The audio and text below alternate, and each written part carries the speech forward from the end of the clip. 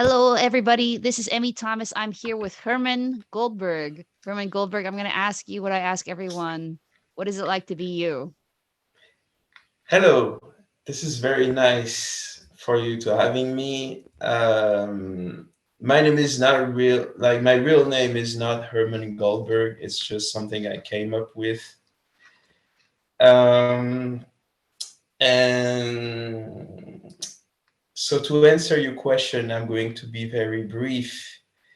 Um, we had a recording last time, but I didn't want you to publish it on YouTube.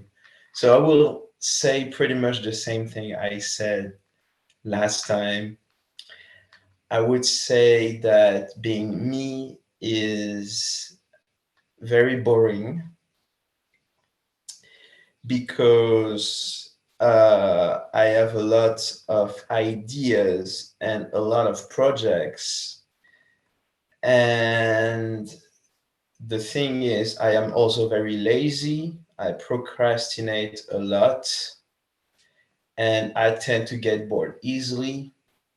So I still have all of these projects, side projects, but often I don't finish them and I just live in the present. So I will do something else. I will wake up, I will eat, I will live like an animal, like a lonely bear, sorry. And I will just do whatever I want to do. And whenever I want to go back to my projects, I will work on them a little bit. I do have a vision for the future. I imagine myself as quite successful and quite wealthy, but I would say it's kind of a far cry from now. Like, Hmm. I'm definitely not rich right now. I'm the opposite, actually. I'm broke.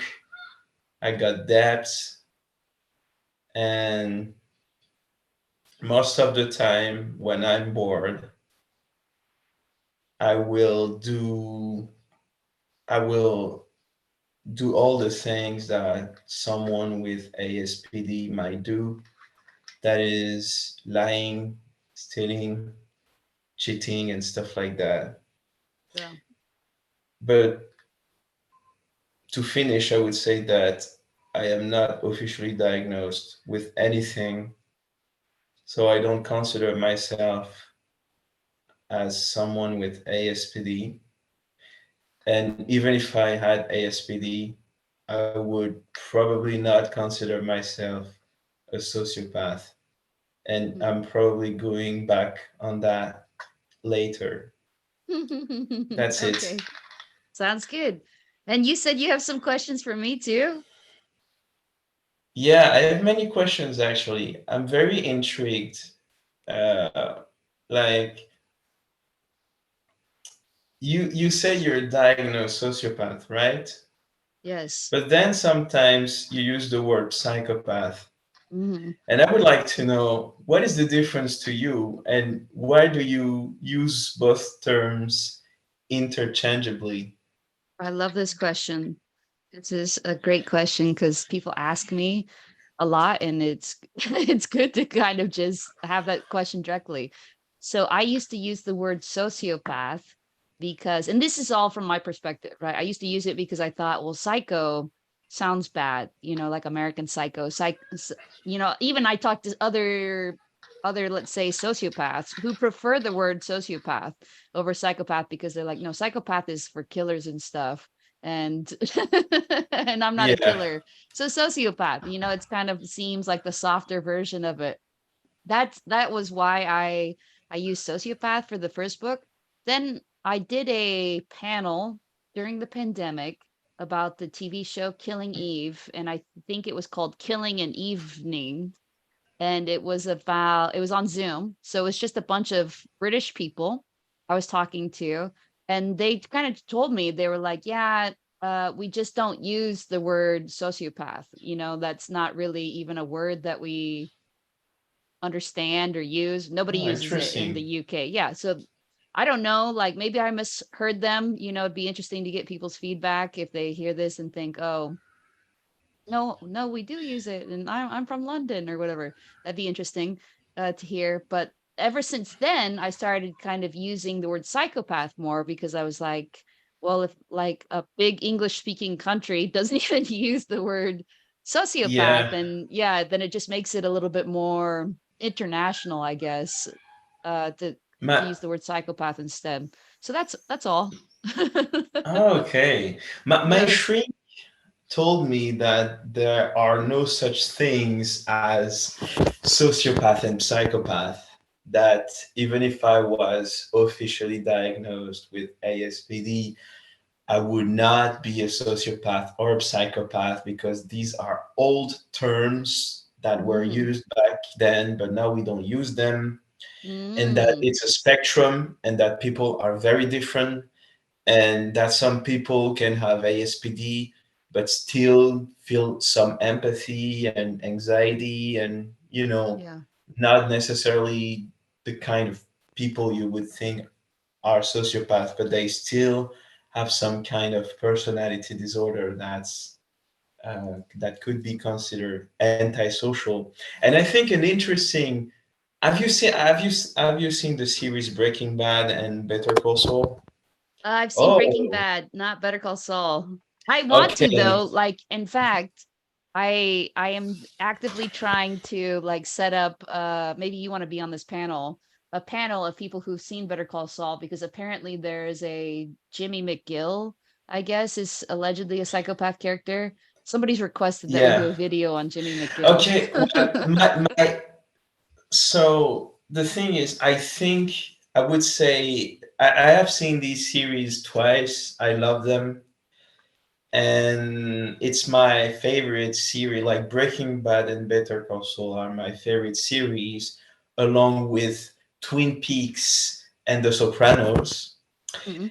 And I have been analyzing the characters a little bit, and I would say that Jimmy McGill is typically Saul Goodman. For those who don't know, is typically a non-sociopath antisocial personality disorder.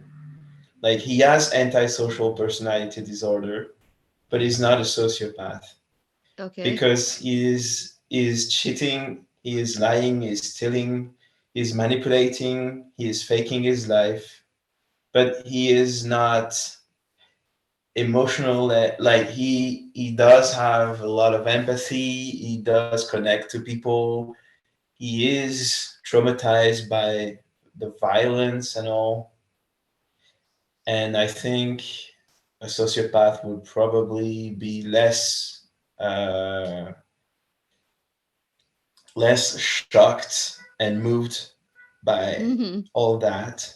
Yeah. So So real quick, yes, it's interesting the thing that you just said, like he has antisocial personality disorder, but he wouldn't be correctly classified as a sociopath, is what you just said.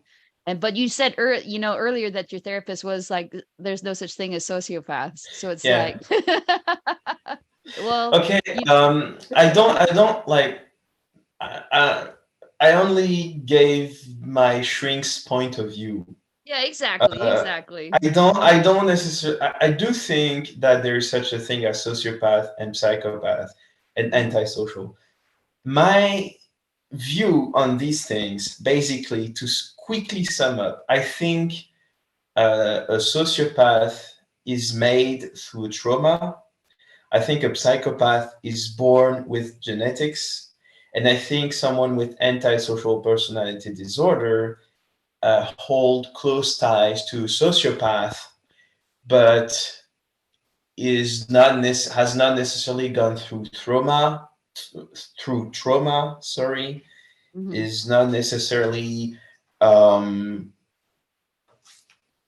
does not necessarily I mean, he does lack empathy, pretty much like a narcissist would lack empathy if he is in a competition with someone else. but he does still display empathy. Is not the sociopath. Is empathy. His empathy is like frozen. He cannot feel it. Maybe Mhm. he can feel for some people, like the close family or something, but Mhm. usually the trauma induced, like implied that his empathy is frozen. So he cannot feel it. He doesn't care. And Saul Goodman does care. Mm. Uh, of course, he is a filthy lawyer, is a cheating, manipulative asshole, and he does lack empathy to some extent, but lacking empathy doesn't mean that your empathy is cold like a sociopath. It's Mhm. not the same thing. Some people choose not to feel empathy and others can't feel it. And I think a sociopath can't feel it. And I would say I am more like Saul Goodman, you know, Mhm. if I had ASPD, which I'm not completely sure, but I don't think I would be qualified as a sociopath because my empathy is not frozen. I'm not emotionless. I mean, sociopaths are not emotionless, but I don't display these features of the sociopath. What do you think about that? Do you agree with me? So I mean, I have a couple thoughts about this. One is the reason I don't like antisocial personality disorder. Well, first of all, like let me kind of say, like my overarching kind of view is more that, like that there's a trend towards not making distinctions about people, specific types of personality disorders, rather than saying, oh, this person's more borderline or narcissistic or like antisocial personality disorder or whatever. Like I think it's fine to just say somebody's personality disordered and they have tendencies to like think kind of like this way, or they have these types of fears or something. I think those are valid and important. But I really think that this idea of making fine distinctions between the personality disorders when there's so much overlap is like Oh, I maybe, see. yeah, not not like the best use of time, even. Like what is kind Yes. of the point? So I don't really kind of get weird about stuff like that. The thing that I do kind of wonder though is you bring up a good point about these people who have the behavior of antisocial personality disorder, but don't really seem like they have a personality disorder. It seems like it's more like an environmental thing.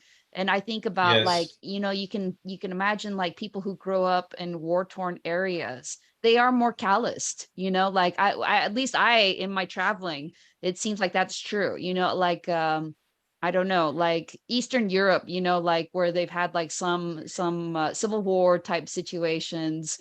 Like they're just kind of like I don't mean to kind of like call people out on this a little bit, but they're just kind of like less. Because they've been trained in an environment Yeah, they've where been trained war that way. crimes were a Exactly. thing. Exactly. And you can Yeah. think like a really Well, good example. it's Hold on. A really good example, I think, is Nazi Germany. You have all these people doing like all these atrocities. Those people are not all antisocial personality disorder, even though they may fit the behavior of antisocial personality disorder. That's what I kind of don't like about antisocial personality disorder is because if you're just saying okay. people who do bad things, people do bad things for a lot of reasons. Not all the time is it Of a course. personality disorder. Yeah, that's just what they have to do because that's the situation that they're put in. Like not just like the Nazis, but everybody, like the people in the Yeah. concentration camps who are doing like sketchy things. But it's like, well, The okay, Bolsheviks, survival. the communists. Yeah, the communists were doing like, so everybody's kind of doing these kind of bad things for like good reasons supposedly, or whatever. And it kind of, there's just like a lot of cultural, I guess, bias that comes into like looking at behavior like that and then saying somebody has a Yes. personality disorder based on their behavior. I don't think that makes sense. I guess I have a hard time Okay. seeing that makes sense. Well, I do agree with you, actually. I would Mhm. say that uh, this personality disorder thing has more to do with genetics than you might think. Mm. And I do think you bring up culture and environment being a factor of people being antisocial or not, depending on where they were raised and when, and the culture and the time where did they have to kill people? Was it war and Exactly. stuff like Yeah. that? And this can we tend to label all these people as sociopath or psychopath because they kill each others and all. But like a communist could be a sociopath because he killed Ukrainians. A Nazi could be seen as a sociopath because he killed gypsies. Uh, a Serbians could be considered a sociopath because he killed a Croatian, Croatian. Oh fuck, what? Croatia, the Croatian. country, Yeah. Croatian. Okay, Uh-huh. Croatian, like croissant. Yeah, same thing. But Delicious. they Uh-huh. killed like the Serbians. They did kill children and women, but they were actually getting revenge because they did the same thing. It's like the Hutsis and the Tutsis, in Yes. Africa. They get revenge. And it's understandable. I mean, if someone kills your mother and your children's and your wife and whatever, you would want to get revenge and you would want Yeah. to see him burn in hell. But you're Mhm. not necessarily a psychopath. I think pretty much everybody would want to see someone who did a lot of harm to his family. Pretty much anybody would want to see the guy burn in hell. So I Mhm. don't think that means that you're a psychopath. Yeah, but you're doing, antisocial things. But so that's why I kind Yeah. of think I look at antisocial personality disorder, the diagnostic criteria, and maybe I'm just not trained in this, but it seems like, and maybe now I'm having like a flashback to my therapist saying this, that first you have to be diagnosed with a personality disorder. That's the basis. And then if you have a personality disorder, you can then be kind of sorted and be like, okay, and your personality disorder most matches this. But I think people kind of Okay. take it the opposite and they say, okay, I have no personality disorder diagnosis, but I have this behavior, or this person has this behavior, therefore they must be antisocial personality disorder. So I don't know. Like maybe somebody So who's just smarter than I am. I do agree. Like, I would say, yeah, my shrink pretty much said the same thing. She said that you have a personality disorder. There is indeed a lot of overlap, but usually they try to find the personality disorder which matches the most with your personality, despite the fact that there are indeed overlaps. Like Mhm. usually a sociopath, sorry, someone with ASPD can be a bit of a narcissist or a Mm. bit histrionic because Mm. it's part of their personality because they have a lot of ego and stuff like that. But Kind of. generally they tend to find, like, they want to find the personality disorder that matches the most. But it's not like, of course you cannot put people in boxes and say you're this and you have to act like this, because if you don't act like this, then you're not AS, you don't have ASPD. If you act like this, you should be acting like this. There's no behavior definitive behavior. There are a set of behaviors that can pretty much describe someone, like the average person with ASPD, but there's no way to predict, or I would say, like, say that someone with ASPD must act this way or would never do something like that, because there are many reasons why someone would act this or this way. And Yeah. the personality is a complex thing. So you cannot put people into boxes, indeed. And I would just want to go back to something just quickly that you said about the culture. So I said there's more genetics in these personality disorders than you would think. A lot of shrinks and health professionals tend to say that it's due to trauma and all, but I would say there is a fair bit of genetics involved. And I would say that it not only depends on the culture, because there are some cultures where you are asked to do things that in our culture, for instance, that would be considered as sociopathic. Like, for instance, if you go to the Middle East, I mean, some people, they will uh, throw homosexuals Yeah. out, like from the Honor buildings, and killings. it's, Yeah. yeah, but it's normal, for them. It's just part of their culture. But I think culture comes from the genes, and I think it's kind of racial as well. I think some races are more prone to be sociopath or a psychopath than others. I would say, for instance, that Eastern Asians are more prone to be sociopath and psychopath, because I've heard that they lack some gene which handles empathy.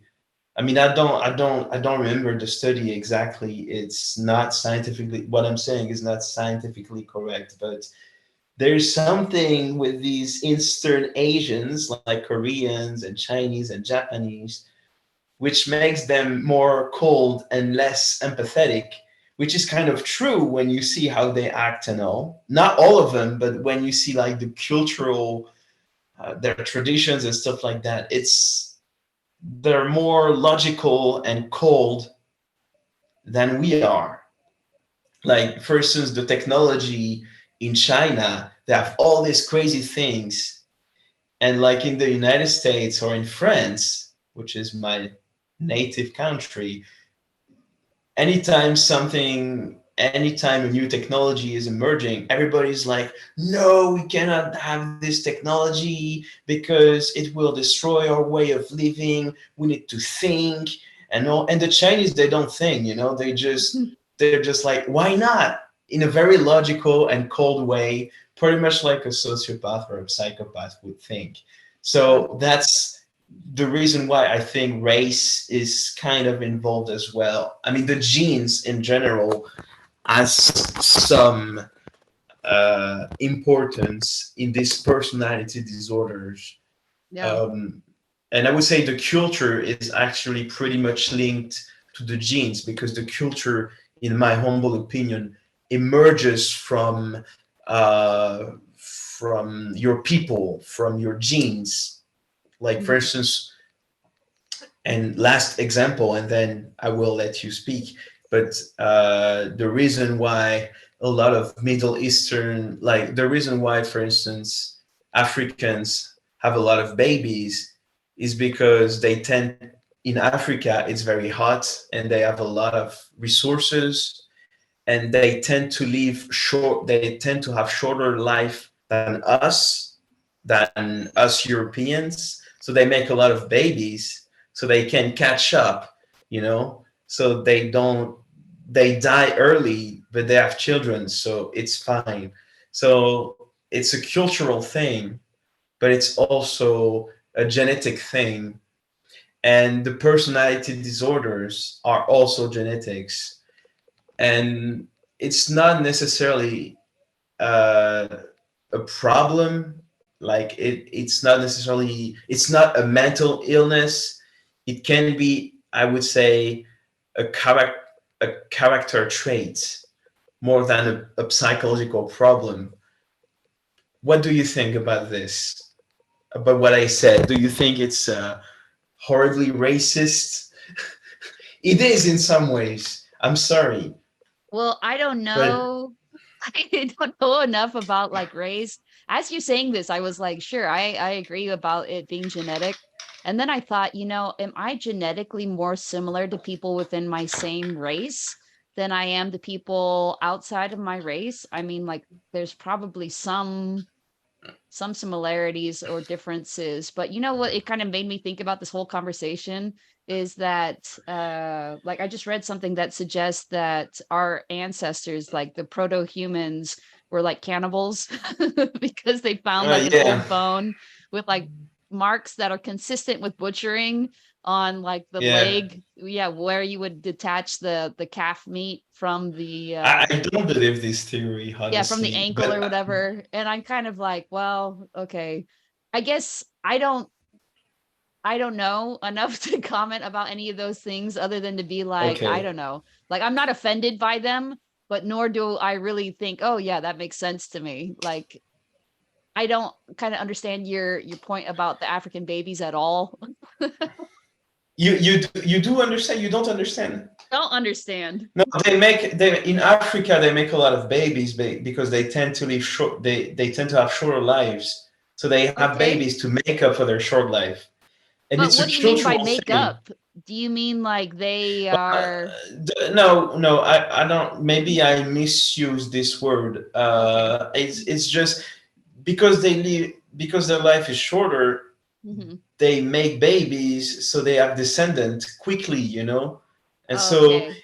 So you're for saying it's they like an have babies earlier, but also more. yes, Hmm. and more, and also the culture is different because in Europe a children is seen more as an individual, whereas in Africa the children are seen as an extension of the African people.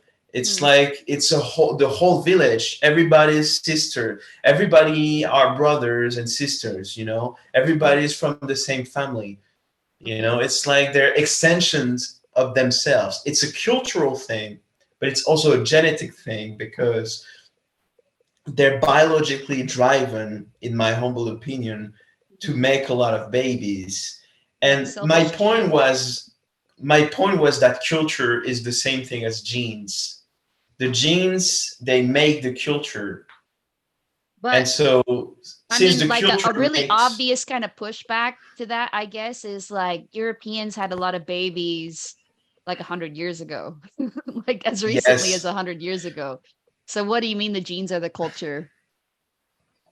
um, well, I think the culture emerges from the people who lives in a specified geographic like territory.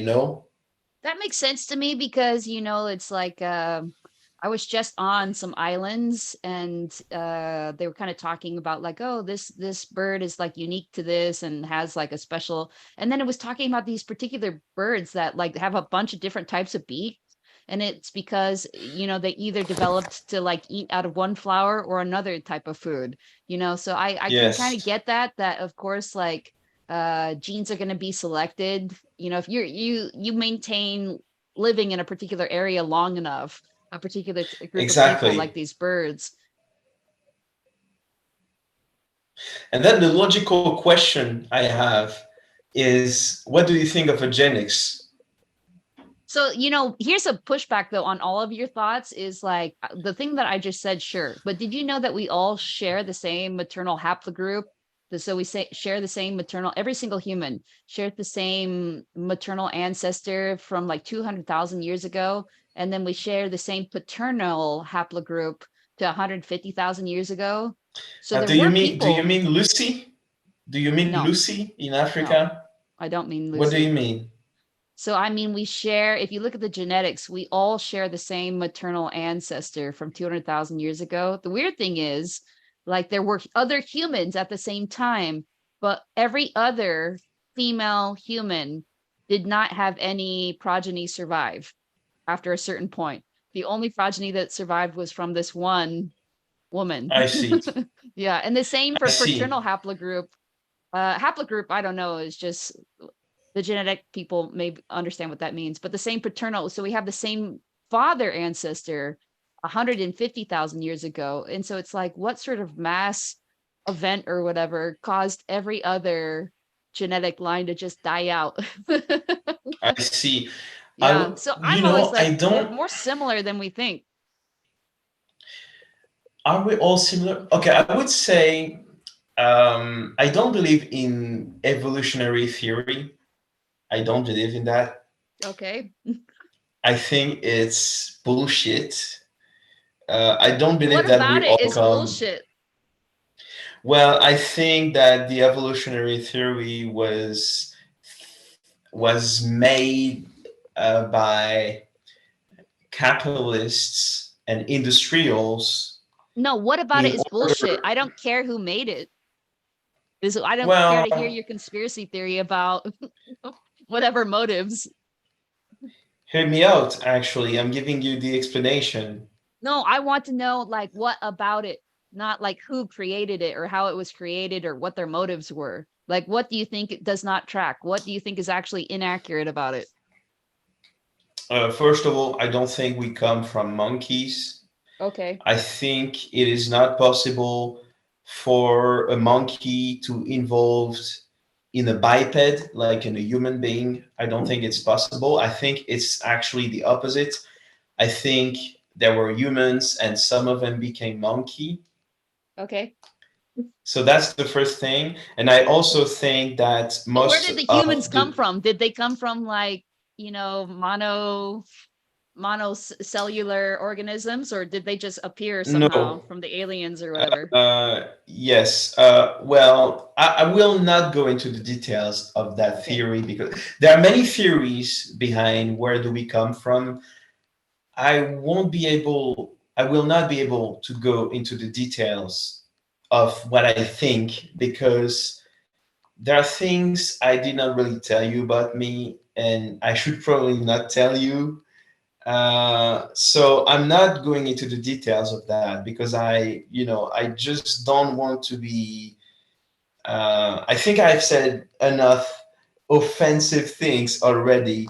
But Okay. my point is that so as you said, as I said, we don't come from monkeys. So where do we come from? I'm not going into the details of what I think, but there are many theories.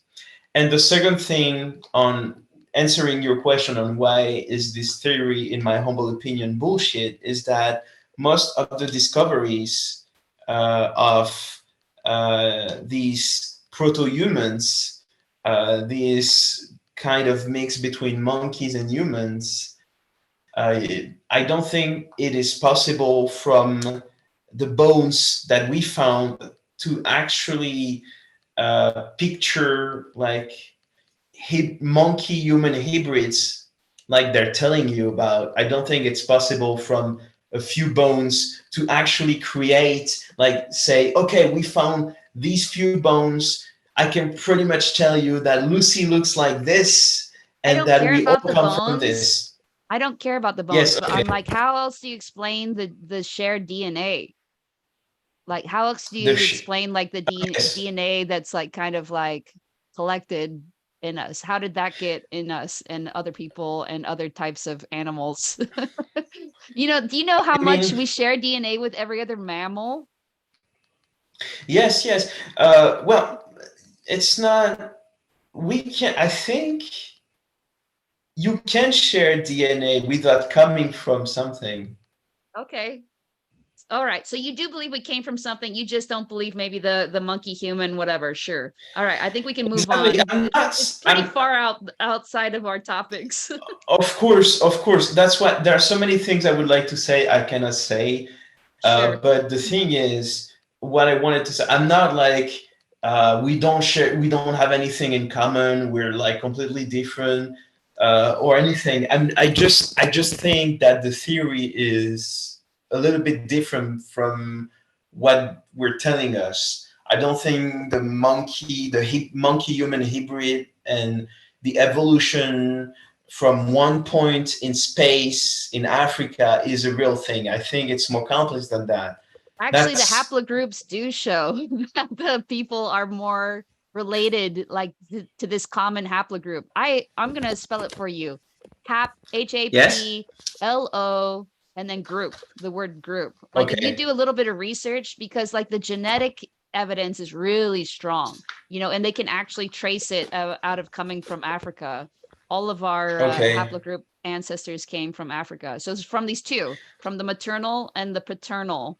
It's really Okay. interesting. Interesting. Yeah, because the I bones, should get sure, into I get that. the bone argument, but the genetics are like really interesting. Yes, that's very interesting. Um, I think.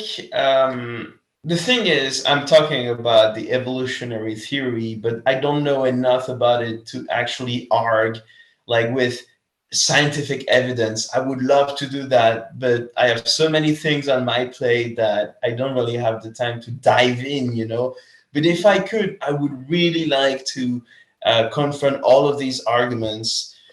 When I said my my thoughts are that the theory is somewhat incorrect and that there's much more complexity and diversity than we may think. But then again, I'm not going into the details. And it's, yeah, it's off topic and there are too many things I don't know. But I will definitely check what you said. I think I've heard of it. I will check and I will see. I will confront my ideas with yours. I mean, with the science, with the official scientific papers. But I like reading the official thing and then like the more marginal things. Like some people saying that this is not true, like the so-called conspirationists. I really like to hear their arguments, and I'm ready to believe what they're saying if I think they show enough evidence, or if I see there's something kind of fishy about it, then about the official theory, then I really like the idea of diving in and being different from others, like kind of no, actually, you believe that, but it's not true. I'm going to tell you the truth. Look at this, look at that. It's fascinating. I like this stuff. Mhm. I like conspirationists. Yeah. Did you I have more like questions for conspiracy me? theories. Yes, yes, I do have more Okay. questions for you. Okay, sounds good. Um, well, okay, where do you want to go? Like from our conversation, where do you want to go? Like, I mean, didn't you have like some more questions for me?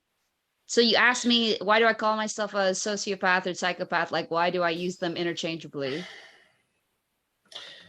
yeah, well, I've always believed, like the first time I think I saw you on YouTube was in an official psychopath YouTube channel.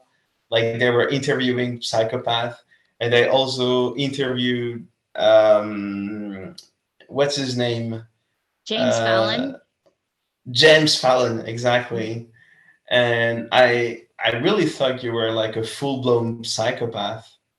Like you had the brain scan and like your empathy is completely frozen because the receptors, the neurons, they don't work in this area of your brain. So you're like a full blown sociopath. You don't feel any empathy and stuff like that. And I was just interested because then I saw you wrote that book, Confession of a Sociopath. So I thought to myself, well, okay, sociopath, psychopath, not exactly the same thing.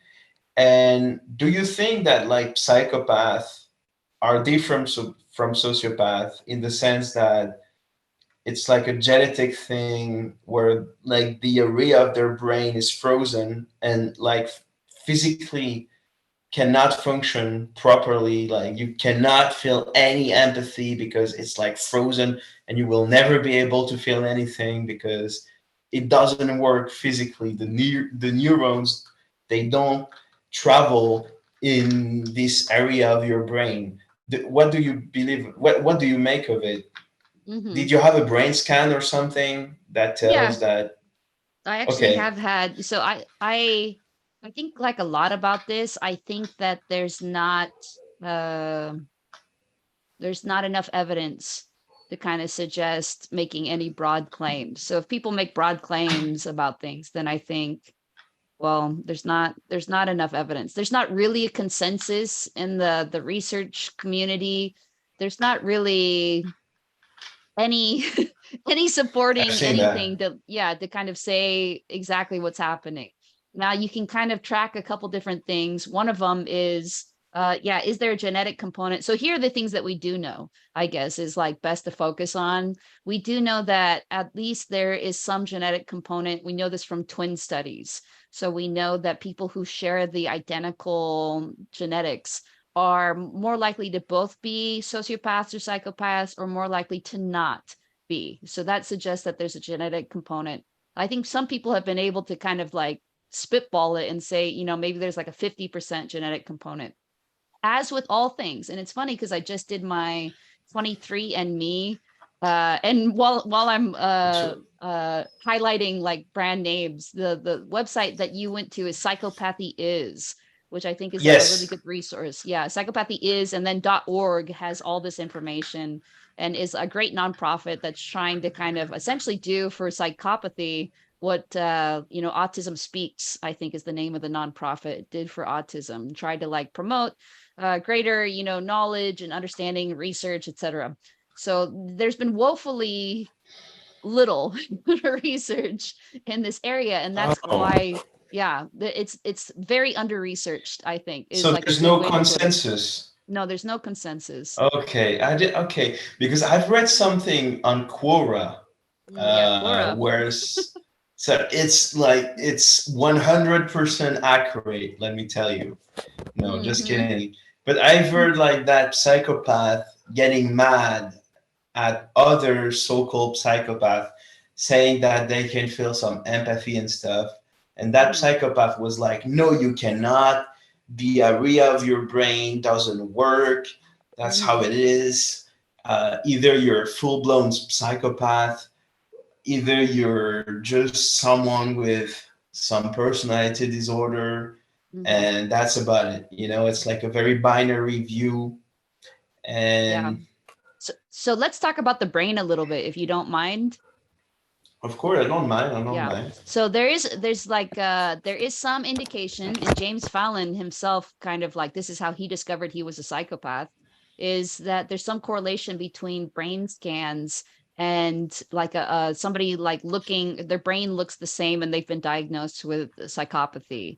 Now there's a very chicken and the egg issue there, because is it that your brain kind of look like that and that's why you behave that way, or is it because you behave that way for whatever reason, and you keep, as the years kind of progress, like, what is it, neurons that fire together wire together?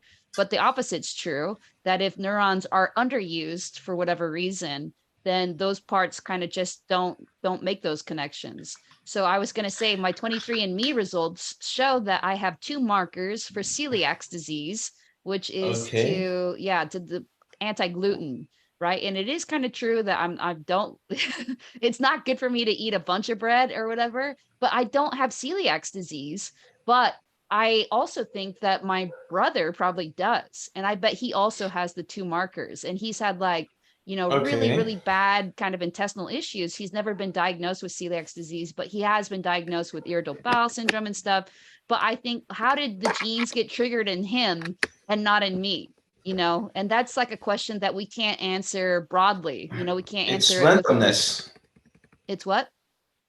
I think there's some randomness. Sometimes it Yeah, there's some fires, sometimes randomness. not. Yeah. Well, we have some ideas about why genetics trigger or don't trigger in people, but we don't know for sure. We don't have like, so we can't say that for sure either. So we can't say for sure about kind of why some people's genetic propensity does manifest itself or doesn't manifest itself. But we know that there's some genetic capacity there. We know that people's brains look a little bit different, but it's not like you can say for sure that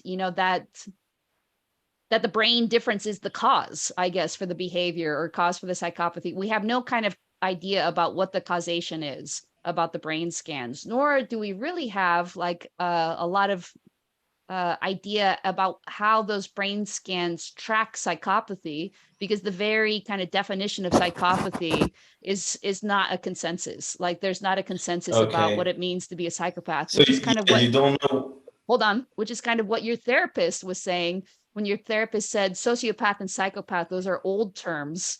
And the thing that does have some consensus is antisocial personality disorder, but there's not even a full consensus there. So it's very difficult when we talk about even doing research about this, because some people may be thinking, hey, this is what a psychopath is, and other people may be like, no, that's not what it is. And do you think that people on the ASPD spectrum can be very different from one another? Or do you think like there's definitely some common patterns and you can like spot people with ASPD and they kind of all act the same? Hmm. I would say that they can be very different from one another, but this is why I go back to this idea that I like of, it's first and primary a personality disorder. So like you will share in common things with like all personality disorders. And then kind of secondary things that I've noticed with people that I would kind of describe as psychopathic are they have a need to control, kind of like feel like they're in control of situations, and kind of like a little bit of a fear of lack of control. Uh, at least kind of like lack of control that they haven't chosen, like they're put in like a jail situation where they haven't chosen it somehow. I think that there's a common need for novelty seeking and a feeling of boredom. Those are the traits that I would say I've noticed are Okay. kind of most dominant. What do you mean, novelty seeking? What does it mean? I'm sorry, I'm not. Oh yeah, no worries. Novelty is new experiences. So you're always looking Okay, for more exciting things to do. I see. Mhm. It's funny because I would say that I do have the boredom, definitely.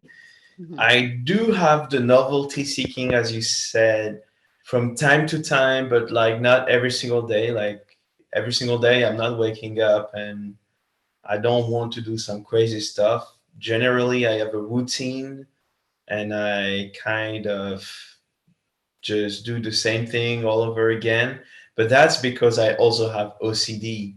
Mm, mhm, That's something I haven't said in the beginning. And mhm. my shrink had a theory, which is that my OCD prevents me from doing ASPD things, Oh. like prevents me from doing things that might be dangerous for my life or others' life or my social life, stuff like that. So my OCD kind of triggers whenever like I'm about to do something. So like I need to clean up, I need to do this routine. So I don't get off track and I don't do crazy stuff. Mhm. That's and I don't get mad as well. I don't, because if I get mad, I will, I will break my routine. I will break my rituals and stuff like that. So, do you think you can have ASPD and also OCD? Do you think there's a correlation? Do you believe in that theory? So you're not the first person that I've talked to who experiences both. I definitely think that it can be comorbid with basically anything. So my own girlfriend has anxiety, and it's kind of similar to Okay. what you say. Like she didn't experience the anxiety when she was kind of at her peak, let's say playground psychopath, but as she's kind of like treated the personality disorder and gotten better, not fully better, but better relatively speaking, wherever she is now, then she's experiencing anxiety more. So it's almost like the psychopathy was masking the anxiety, and now that she experiences Okay. the anxiety more, the anxiety masks the psychopathy a The little bit. psychopath. Yeah. Yeah, Okay. because there's certain things that she just no longer does. And it's funny, it was almost like a teeter totter, a children's toy. It's like it was all I psychopath for a see. Yeah. while. Yeah. And then it tipped. And now it's basically all anxiety and no psychopathy. But she experiences both. She's probably always experienced both because, she has like stories of like when she was like a child needing to go to the hospital for like really fast heart rhythms that are consistent with having a panic attack, you know. Yes. So she's probably always experienced both without being aware of it, and now it's just Well, flipped the other way. Yeah. Oh, I do experience anxiety as well. Mm-hmm. Not as much as before, but one day I almost got diagnosed with leukemia. Hmm. It was a misdiagnosis because the doctor was incompetent, Okay. and he came from Africa, so that's why he was incompetent. No, just kidding. Ooh. Just kidding. I'm backing up my statement I said about Africa. I'm just a racist. I'm a bigot. No, no, of course, I'm not a racist. I'm just kidding. I'm just joking around. I love Okay. Africans. But so the doctor was very incompetent. That is true. And he misdiagnosed me he thought I had leukemia, but actually that was just a benign tumor. Mm. And for a whole week, I was kind of uh, depressed, I was feeling bad. I was like, fuck. I'm like, I don't want to die, I want to live. Mm. I want to live. I could live forever. Despite that, I'm not living the best life, but I could live forever. I would be perfectly fine with that. And I don't want to die. And so I was like feeling depressed and kind of anxious about it. And for a whole week, I was like, my heartbeat would be fast. I would be shaking, like kind of like when you have a panic attack, you Right. know. And I don't really feel that usually, but for a whole week, I felt that, and Mm. that was something. Yeah. And then I love how when the doctor said I was misdiagnosed, I had nothing. I love the way I just completely switched to something else. Like I'm like, okay, fuck. I was like, oh, I need to eat healthy. I need to drink lemon juice because I will Mm. never eat Coke. I will never drink soda, Coke ever again. No Mountain Dew, nothing. Yeah. And then the minute the doctor said I had nothing, I'm like, okay, let's go to McDonald's. I don't care. Right. So yeah, that's the anxiety experience. It's like a two-state thing. Yeah. Like either you're anxious, either you're fine. Hmm. And there's no in between. So that's how I feel it. Is it the same thing for your girlfriend? I think actually that's an interesting way to put it. And I'll ask her.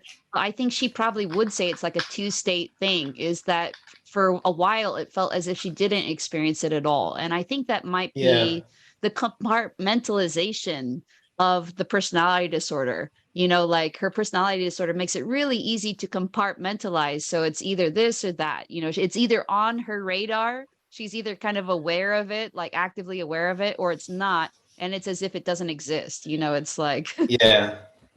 Well, that's usually the case with people with anxiety, I think, because oh yeah. anxiety is really a state. I feel like anxiety is really a state of mind, a state of you're being in some. It's like it's a state. It's like a period of time.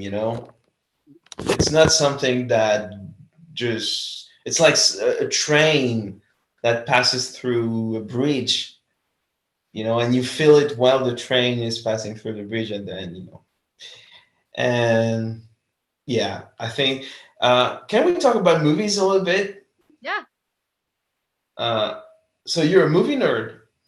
No.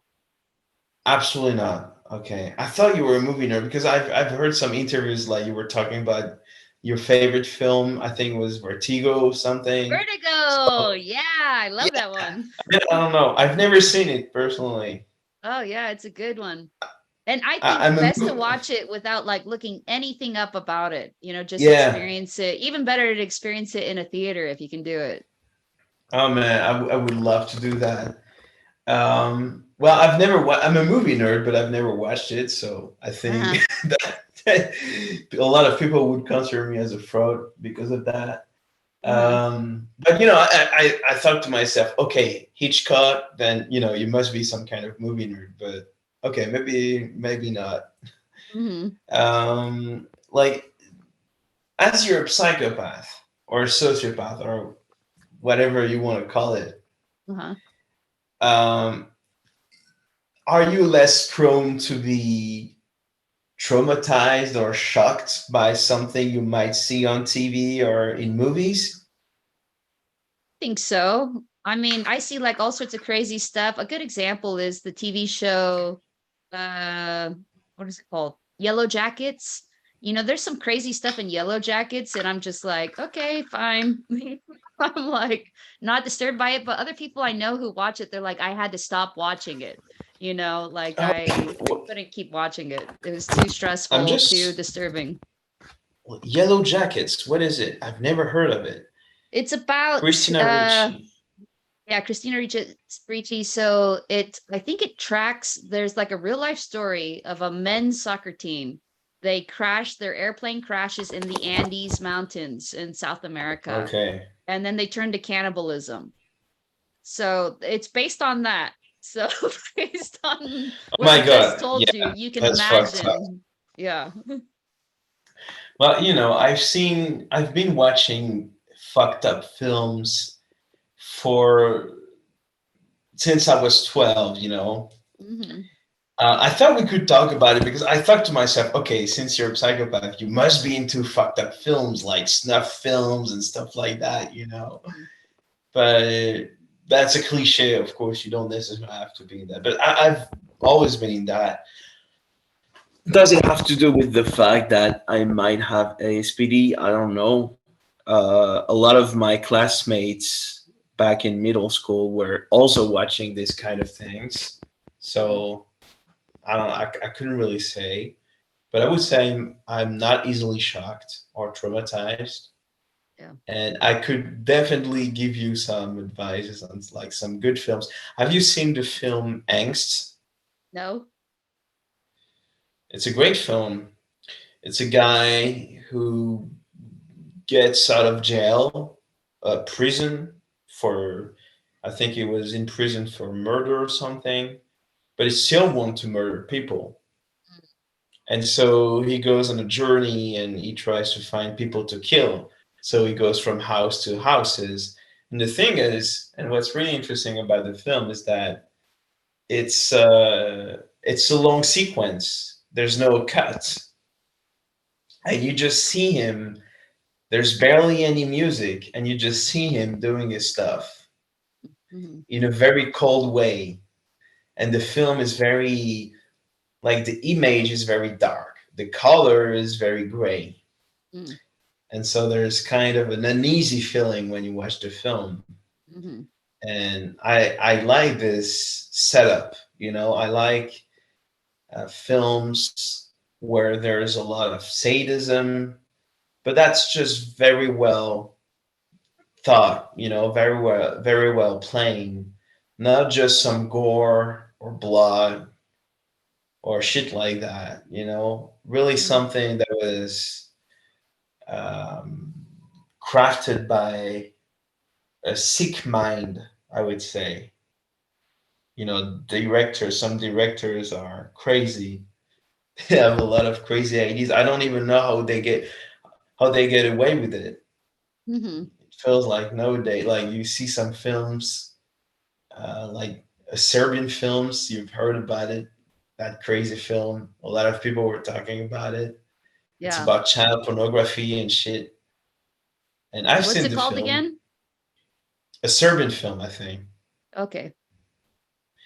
I've seen the film, and it's not as shocking as I thought.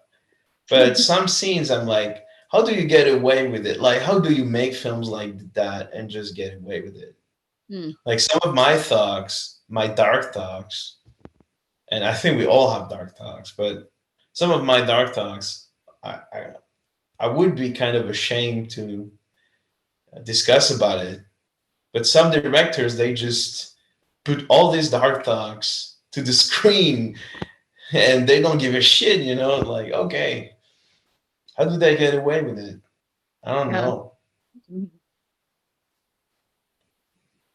Have you ever watched a film that traumatized you, like something that you're like, I'm never gonna see that again, or something that you thought for lot of days, and like, oh my god, what I saw was like weird and fucked up and made me feel bad. Have you ever felt that? So like I'm immediately thinking of my girlfriend. She watched Hereditary, and there's a couple other horror films where she's like, I will never watch that again. But I don't usually Oh, watch horror films in the first place, nor have I watched snuff films, probably just because I grew up without the internet.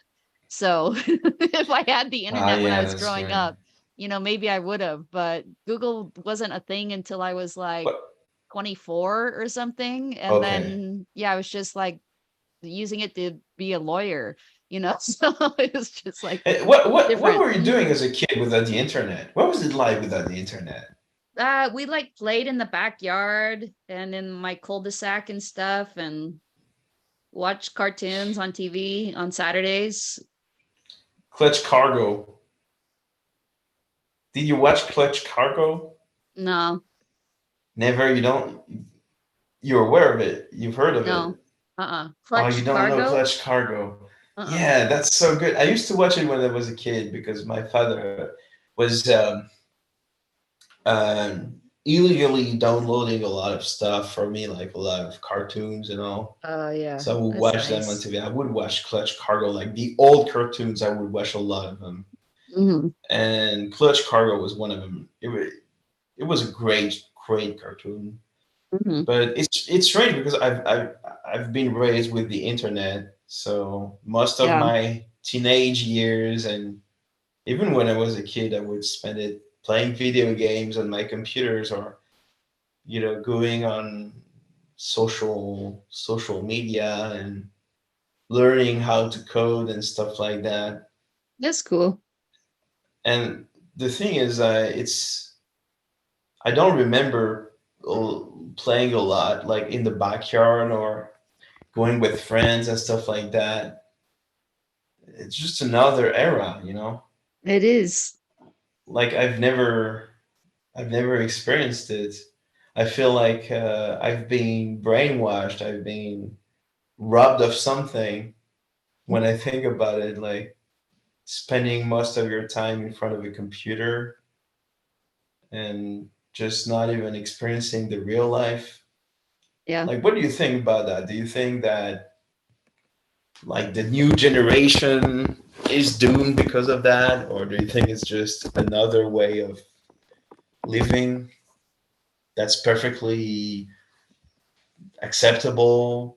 Like that doesn't matter whether or not you grew up with the internet and social medias. It's what do you I think think it about that?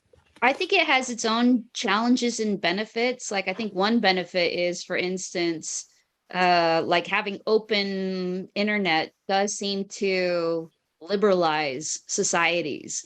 Like you probably maybe are even too young to remember like the Arab Spring, and just kind of like, getting out Gaddafi, like all these despots or whatever that seem to thrive in situations of like low information, and then just kind of like having more information, you just felt like, oh, maybe I can be gay, maybe I can be, whatever else, because now you're Yeah, connecting with people online that share these things, and so you feel like it's okay to be whoever you are, when in your third grade class with the other 8-year-olds, maybe you used to not feel like that was okay, so I do like yeah. I that part see.